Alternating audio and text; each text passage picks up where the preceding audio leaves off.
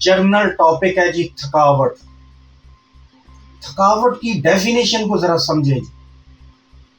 فلسفی کے لوگ یہ کہتے ہیں تھکاوٹ وہ نہیں ہے جو آپ نے آج صبح سے رات تک کام کیا، بلکہ تھکاوٹ وہ احساس کا نام ہے کہ کل بھی یہ کام کرنا ہے۔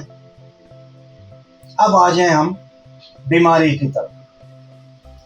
میجورٹی لوگ ہر وقت یہ کہتے ہیں جی کہ میں تھوڑا سا بھی کام کر لوں تو تھکاوٹ فیل ہونا شروع ہو جاتی ہے، اور پہلے ہم صبح سے رات تک کام کرتے تھے، کبھی تھکاوٹ نہیں ہوتی۔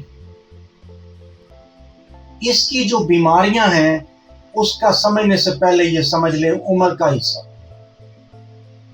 اگر کوئی بچہ کہے مجھے تھکاوٹ ہے تو یہ ہر صورت میں علامت جو ہے کسی بیماری کی بتا رہا ہے۔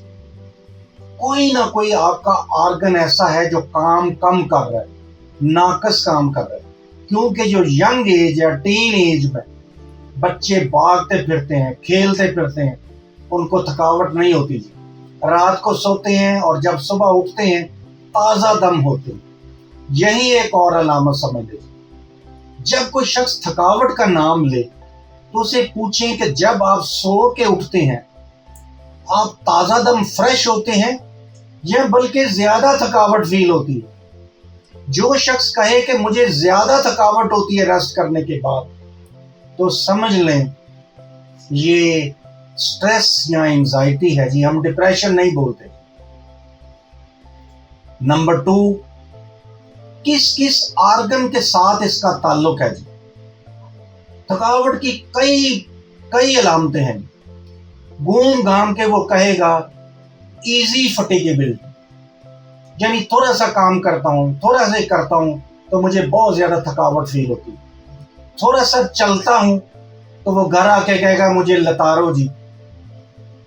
اب ہوتا کیا ہے، ہم پنجابی میں لتارنا بولتے ہیں کہ ہم لیٹ جاتے ہیں اور کوئی بچہ یا کوئی جس کا وزن کم ہوتا ہے یا ہمیں دباتا ہے یا سیدھا کھڑا ہو کے ہمارے اوپر وہ پاؤں سے ہمیں دباتا ہے۔ تو بیسیکلی جو تھکاوٹ ہے دیٹ از لیکٹک ایسڈ، اس کو سارکولیکٹک ایسڈ بھی بولتے ہیں۔ تو یہ چند سیلوں سے دبانے کی وجہ سے سارے سیلوں میں چلا جاتا ہے۔ تو مالش کروانے کے بعد، دبوانے کے بعد ہمیں سکون ملتا ہے، لیکن یہ وقتی سکون ہے جی۔ جس کو تھکاوٹ کی بیماری ہے وہ ٹھیک نہیں ہوگا جی۔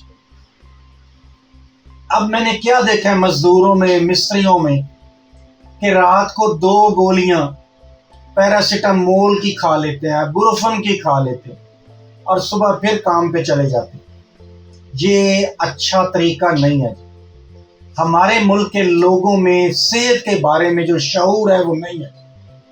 آہستہ آہستہ آپ کے جو آرگنز ہیں وہ اس لیول پہ چلے جائیں گے کہ پھر ان پہ دوائی کا اثر نہیں ہوگا جی۔ دنیا میں سب سے زیادہ جو تھکاوٹ کا مسئلہ ہے وہ انزائٹی ہے جی، یا سٹریس ہے جی۔ میں نے آگے بھی آپ سے عرض کیا یہ دماغی مسئلہ نہیں ہے جی، یہ ایک نیورو ٹرانسمیٹر کم ہو جاتا ہے جس کو سیروٹونین بولتے ہیں۔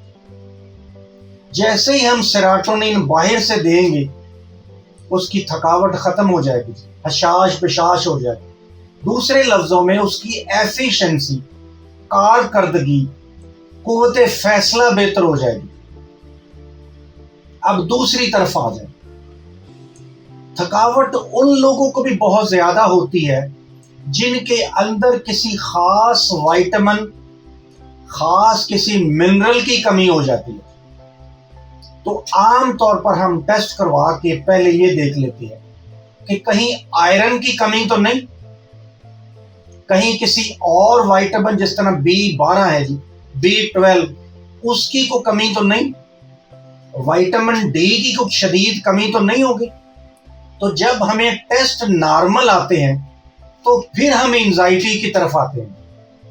اگر ان میں کوئی نقص نکلے تو ہم ملٹی وائٹامن دیتے ہیں، منرلز یا سالٹ دیتے ہیں، اس کی خوراک اچھی کر دیتے ہیں تاکہ اگر کوئی بیماری ہے تو اگر وہ نیوٹریشن کی وجہ سے ہے تو بہتر ہو جائے۔ پھر کچھ بیماریاں ہیں جی، جس طرح کینسر ہے، جس طرح آپ کی انتریوں کی کچھ بیماریاں ہیں، جس میں جو ڈائجسٹیبلٹی ہے، ہضم نہیں صحیح کھانا ہوتا ہے، یا اگر کھانا ہضم ہوتا ہے تو وہ دوسرے سیل استعمال کر لیتے ہیں۔ جیسے شوگر کا مریض ہے جی، اس کی شوگر تو خون میں زیادہ ہے لیکن سیل استعمال نہیں کر رہے، اس کو جو تھکاوٹ ہوتی ہے وہ یہ ہے کہ شوگر نہیں مل رہی سیلوں کو، تو اس کو ہم یا دوائی دیں گے یا انسولین دیں گے، اور اس کی جو نیوروپیتھی ہے، اس کی جو تھکاوٹ ہے وہ بہتر ہو جائے گی۔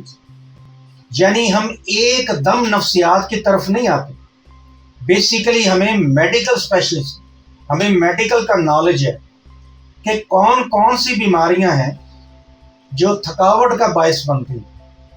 اگر آرگینک نقص نہ ملے، آرگینک مین آپ کے آرگن نارمل ہے، آپ کا کھانا پینا ٹھیک ہے، پھر بھی آپ کو تھکاوٹ کی بیماری ہے۔ کچھ لوگ غنودگی لیتے ہیں جی، وہ تھکاوٹ کو بیان کرتے ہیں کہ ہر وقت ہمیں نیند آتی ہے جی۔ کچھ لوگ بیٹھے بیٹھے سو جاتے ہیں، کچھ لوگ رکشہ چلا رہے ہیں، گاڑی چلا رہے ہیں اور جھٹکا لگتا ہے ان کو نیند کا، وہ وقتی طور پہ بھول جاتے ہیں کہ سڑک کے اوپر جا رہے ہیں، ان سے کنٹرول نہیں ہوتا جی۔ تو یہ بھی تھکاوٹ کی قسمیں ہیں۔ کچھ لوگوں کو جمائیاں آنے شروع ہو جاتی، یہ بھی تھکاوٹ کی علامت ہے جی۔ تو مختلف علامتوں کو ہم دیکھتے ہیں، مختلف طرح کی چیزیں دیکھتے ہیں، حتیٰ کہ تھکاوٹ کی ایک اور بیماری اولڈ ایج میں ہے جس کو پارکنسونزم بولتے ہیں، رشے کی بیماری، ہاتھ کامتے ہیں جی، اس میں بھی تھکاوٹ شدید ہوتی ہے جی۔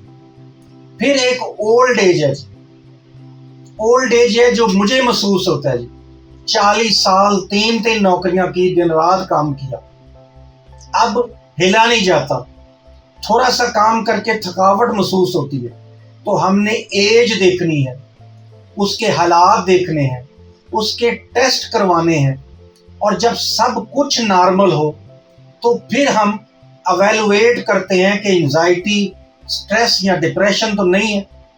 ایسا نہیں ہے کہ ہم ایک دم کو دماغ کی دوائی دے دیتے ہیں۔ ہم آپ کی خدمت کے لیے حاضر ہیں۔ خدا حافظ۔